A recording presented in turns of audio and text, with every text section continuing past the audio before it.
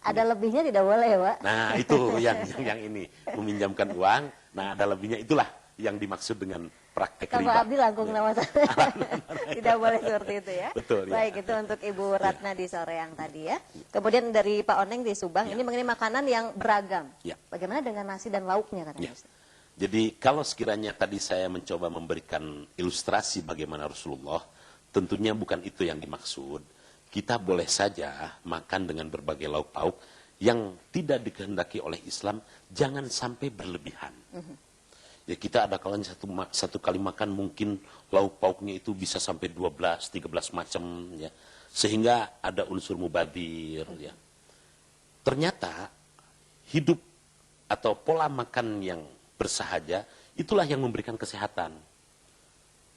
Sebagai misal, kalau di meja kita terhidang 7 lauk pauk yang semuanya dengan kadar kolesterol yang tinggi ya, mengandung lemak, jelas ini akan sedikit banyak akan berdampak terhadap kesehatan seseorang. Jadi bukan berarti kalau makan hanya nasinya saja. Kalau tadi saya memberikan ilustrasi, sedemikian rupa bersahajanya Rasulullah. Ya. Saya kira itu jawabannya. Yang mengandung kolesterol, mengandung lemak yang terlalu banyak ya. Betul, betul. Baik. Halo, Assalamualaikum. Assalamualaikum. Waalaikumsalam warahmatullahi wabarakatuh. Dari siapa, Teteh? Assalamualaikum Pak Ustadz. Waalaikumsalam Ini warahmatullahi dari Ibu Heni. Ibu Heni di mana? Di Cianjur. Di Cianjur, silakan Saya Ibu. mau nanya sama Pak Ustadz. Ya. Gini, suami saya, mungkin ini pertanyaannya hampir sama Ibu Ratna ya. Suami saya tuh kerjanya di bank, tapi bank terkreditan gitu, kayak BPR. Jadi yang nanganin masalah leasing motor. Iya. Ya, yang saya ingin tanyakan, kerja itu tuh rezeki yang didapatnya tuh hal apa enggak gitu. Soalnya kan namanya leasing motor kan semuanya kredit gitu. Iya. Ya. Makasih Pak Ustadz. Mangga Ibu Heni, terima kasih banyak. Bu Heni di Cianjur ya, silakan pemirsa. Ya, halo, Assalamualaikum. Halo, Assalamualaikum. Waalaikumsalam. Dari siapa Ibu? Dari Ibu Uis Ibu Ais di mana? di Bandung, Kosambi. Silakan Ibu. Ini mau bertanya sama Bapak nih. Mangga, silakan. Tadi disebutkan ada penyakit batin. Nah, penyakit batin yang saya tanyakan, bagaimana caranya untuk mengurangi penyakit batin itu sendiri? Mungkin Mangga. itu aja yang ditanyakan. Iya, terima kasih Bu Ais. Ya, dari Ibu Heni dulu nih, Ustaz. Ini kelihatannya juga akan mewakili pertanyaan yang orang kerja di bank Betul, konvensional betul. ya. Betul, Ini ya. bagaimana ini, Ustaz? Ya. Apa halal atau tidak pekerjaan itu? Ya. Kepada Ibu Heni di Cianjur, praktek perbankan, sementara ini sudah ada fatwa agama bahwa praktek perbankan tidak identik atau tidak sama dengan riba. Karena di sana ada proses yang lainnya. Oleh karena itu, Ibu tidak perlu ragu-ragu, Ibu tidak perlu khawatir bahwa kerja di bank itu apakah gajinya halal atau haram. Saya kira mudah-mudahan jawaban ini juga sekaligus bisa memberikan jawaban kepada saudara-saudara kita yang dinas di bank. Dinas di bank, Kemudian yang kedua, Ibu Ais ya. kepada Ibu Ais, untuk penyakit batin, ajaran Islam banyak memberikan alternatif-alternatif untuk mengobatinya. Di antaranya dengan zikir, ya. Tadi saya sebutkan ala bidzikrillah tatmainnul qulub. Kemudian dengan puasa, kemudian dengan silaturahmi, dengan mendatangi pengajian, dan sebagainya, dan sebagainya. Banyak sekali cara-cara untuk kita mengobati batin. Yang menjadi persoalan, adakah kemauan dari diri kita untuk bisa melaksanakan beberapa ajaran yang telah ditunjukkan oleh Rasulullah. Saya kira itu kata kuncinya. Baik ya, itu untuk Ibu Heni dan juga Ibu Ais tadi di Kosambi ya. Mudah-mudahan bisa terjawab. Ya, silakan pemirsa kalau masih ada pertanyaan, kami masih nantikan telepon Anda. Ya, halo, Assalamualaikum. Halo, Assalamualaikum. Halo. Assalamualaikum. Waalaikumsalam warahmatullahi. Dari siapa Ibu? Ibu Nani di Bandung. Ibu Nani di Bandung, silahkan. Ini saya tuh mau tanya. Kemarin saya sama tetangga saya itu bahwa kan meminjamkan emas. Dia itu katanya kalau minjamkan emas itu hukumnya gimana? Karena dari misalkan emas itu harganya masih 90, Ya. 80 gitu. Iya. Ya. Terus dia minjamkannya 150 gitu. Oh. Gimana katanya ininya? Per gramnya 150 Ibu. Oh iya. Nah, enggak. Iya, terima kasih. Nanti kita begitu, Pak dengar. Ustadz. Mangga, Ya. mangga. Hatur nuhun. Mangga Ibu Nani. Assalamualaikum. Waalaikumsalam warahmatullahi wabarakatuh. Halo, Assalamualaikum. Halo, Assalamualaikum. waalaikumsalam.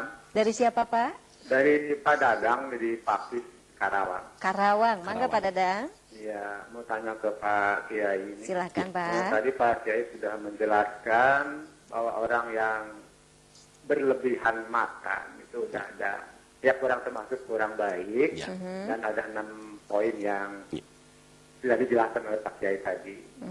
Nah, untuk itu yang saya tanyakan Pak Kiai, apakah ada hubungannya ini orang yang biasa makan banyak dan orang yang makannya biasa-biasa aja. Ya. Cuman itu mohon penjelasannya Pak Kiai. Terima kasih. Mangga Pak Dadang. Assalamualaikum. Waalaikumsalam warahmatullahi wabarakatuh. Dari Ibu Nani dulu ya Pak Ya, Kiai ya. ya. Ini meminjamkan emas mungkin seperti digadaikan begitu Ya, atau bagaimana betul. ya? Ya. Tapi harganya jauh di atas Ya, dari yang betul, di betul. pasaran. Ini boleh Ya. tidak? Itu ada standar tersendiri dalam ajaran Islam. Yang pertama, kalau kita menggadaikan emas yang kita terima seperti itu, karena dalam persoalan itu kita mengikuti apa yang digariskan oleh pihak pegadaian. Nah, kalau misalnya persoalannya berbeda daripada itu, tatkala kita memperoleh dari pegadaian sekian, kemudian kita jual ternyata selisih angka pembelian dengan penjualan lebih dari 50%, itulah yang tidak kita kendaki. Iya. Atau ada unsur-unsur yang bertentangan dengan pola-pola jual beli menurut ajaran Islam. Nah, di sini tentunya kita perlu berhati-hati, jangan sampai kita terjerumus karena dalam bayangan kita ada sebuah keuntungan yang besar, kita terlena. Padahal ada ketentuan-ketentuan yang sudah digariskan. Iya. Kemudian dari Pak Dadang, Pak Dadang. sampai sejauh mana perbedaan antara makan yang berlebihan dengan makan biasa? Jelas, makan berlebihan berdampak terhadap kesehatan. Jelas sekali. Oleh karena itu kita kenal sekarang ini ada pola hidup diet atau diet dan sebagainya. Untuk orang yang biasa makan bersahaja, makan tidak berlebihan, makan biasa, tentunya tidak akan termasuk sebagaimana kategori yang tadi saya sampaikan. Harus siap menanggung risiko 6 sebagaimana yang disampaikan oleh Imam Ghazali. Saya kira demikian. Baik ya, itu untuk Pak Dadang dan juga Ibu Nani tadi di Bandung ya. Ya silakan pemirsa kalau masih ada pertanyaan kami masih akan menantikan telepon Anda lagi di kesempatan kali ini ya. Pak Kiai sambil menantikan Ya. telepon, tadi disampaikan juga salah satu pola hidup sehat itu adalah dengan sholat malam. Betul. Apa hubungannya sholat Ya. malam dengan badan kita sehat Pak Kiai? Ya, betul sekali. Ini sering menjadi pertanyaan-pertanyaan yang membuat orang bertanya-tanya lebih jauh, Mbak Devi. Tatkala kita sholat malam, sholat tahajud, ada sebuah kesadaran yang tinggi, kita konsentrasi. Nah, konsentrasi menurut para ahli, tatkala kita konsentrasi 1/4 jam, itu bisa mengembalikan energi yang terbuang beberapa jam. Taruhlah misalnya tahun 80-an, di Jakarta ketika itu menjamur yang namanya orhibah, olahraga hidup baru. Misalnya ada yang namanya Subud, Susila Budi Dharma, yang berlokasi di daerah Cilandak, dan lain-lain, yang pada intinya adalah meditasi.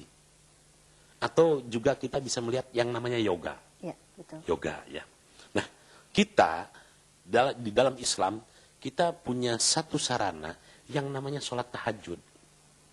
Tatkala kita sholat tahajud, kita konsentrasi penuh kepada Allah. Itu satu.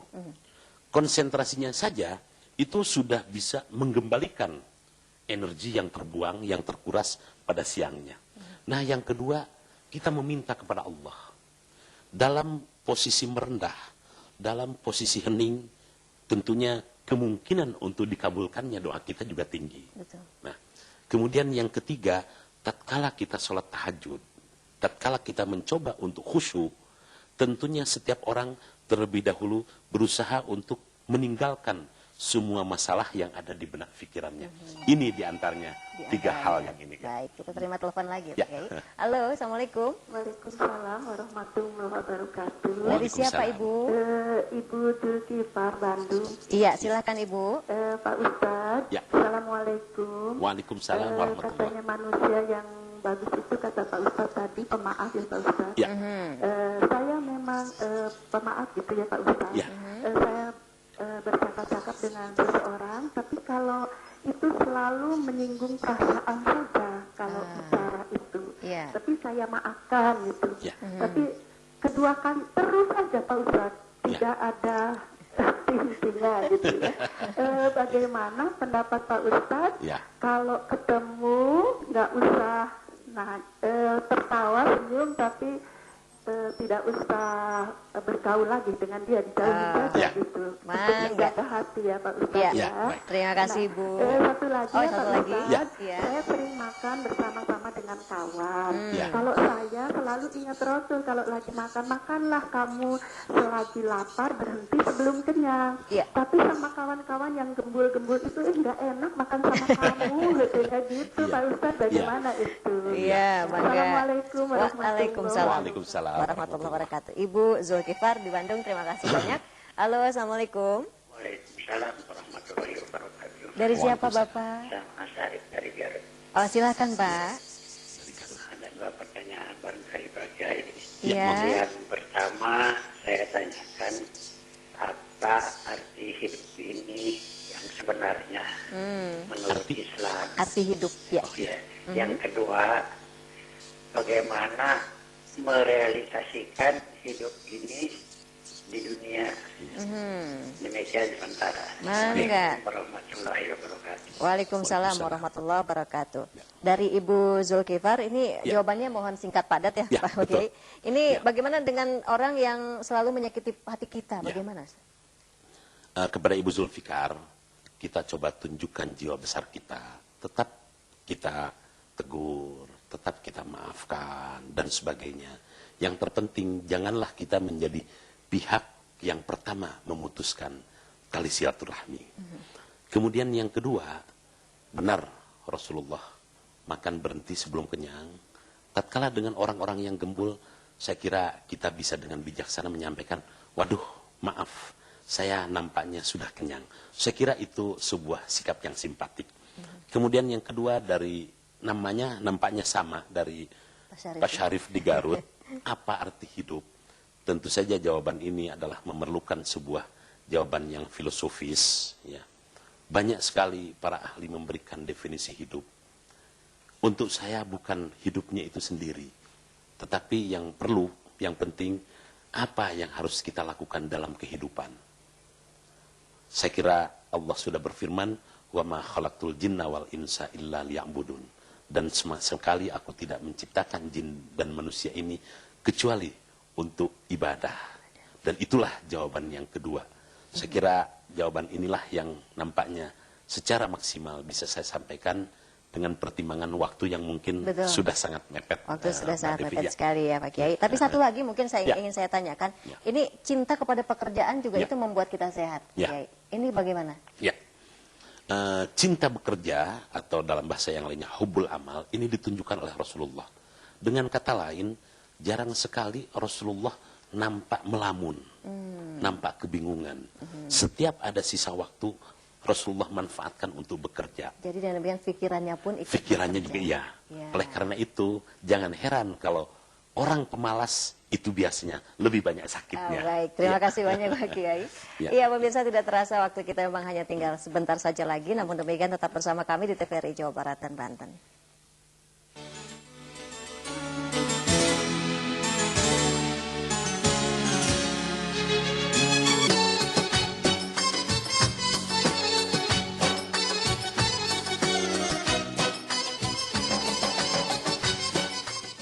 Pemirsa, dari perbincangan tadi tentunya juga Anda bisa memetik hikmah yang begitu banyak. Bahwa kita memang harus selalu menjaga kesehatan tubuh kita, pikiran kita, hati kita, dan juga fisik kita. bagaimana kita bisa menjaga kesehatan kita ini tentunya dengan pola hidup yang juga bisa menjadikan diri kita sehat. Contoh-contoh yang dilakukan oleh Rasulullah adalah contoh yang paling baik yang bisa kita terapkan dalam kehidupan sehari-hari. Baik Pak Kiai, sebelum kita akhiri,